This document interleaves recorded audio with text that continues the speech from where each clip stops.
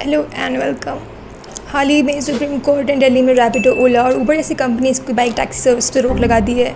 इसके पहले 26 मई को दिल्ली हाई कोर्ट ने रैपिडो, ओला और उबर को दिल्ली में अपनी बाइक टैक्सी सेवाएं देने की परमिशन दी थी, पर अब सुप्रीम कोर्ट ने फिर से बैन लगा दी है क्योंकि अभी तक बाइक टैक्सी के लिए कोई पॉलिसी नहीं है। पर आखिर बाइक टैक्सी को दिल्ली में अनुमति क्यों नहीं मिल रही है? दिल्ली सरकार का कहना है कि बाइक टैक्सी के लिए नई rule Delhi metro vehicle aggregator scheme 2023 अभी तक पेंडिंग है। ऊपर से दिल्ली सरकार का कहना है कि बाइक टैक्सी के पास ना तो पुलिस वेरिफिकेशन है, ना ही GPS इंस्टॉलेशन या पैनिक बटन। ऊपर से यात्रियों और सड़क की सुरक्षा के लिए कोई सेफ्टी मेजर्स भी नहीं है। समस्या ये है कि इन बाइक टैक्सियों के लिए न सिर्फ दिल्ली में बल्कि देश के बाकी अन्य हिस्सों में कोई प्रॉपर रूल नहीं है। बाइक टैक्सियों के बारे में इंडियन लॉ में अभी तक कोई प्रॉपर क्लैरिटी नहीं है।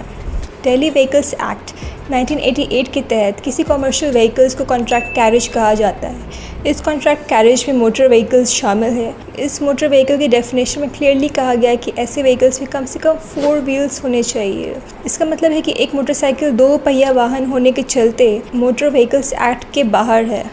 केंद्र सरकार ने 2016 में एक कमेटी रिपोर्ट में कहा था कि कमर्शियल पर्पस के लिए बाइक टैक्सीज़ को अनुमति दी जानी चाहिए और इसने राज्य सरकारों को भी रिकमेंड किया था कि वे प्राइवेट बाइक्स को टैक्सीज़ में कन्वर्ट करें ताकि उनका कमर्शियल यूज़ हो। हालांकि बाइक टैक्सीज़ को नियंत्रित करने के लिए कोई सेंट्रल लॉ नहीं है। वर्तमान में ये हर स्टेट की सरकार पर निर्भर करता है कि बाइक टैक्सी लीगल है या नहीं। सेंट्रल गवर्नमेंट के रिकमेंडेशंस के आधार पर विभिन्न राज्य सरकारों जैसे कि मिजोरम, पश्चिम बंगाल, हरियाणा और गोवा ने बाइक टैक्सीज़ के लिए नियम बनाए, पर अभी भी मेजॉरिटी इंडियन स्टेट्स में बाइक टैक्सीज़ को लेकर कोई नियम नहीं है।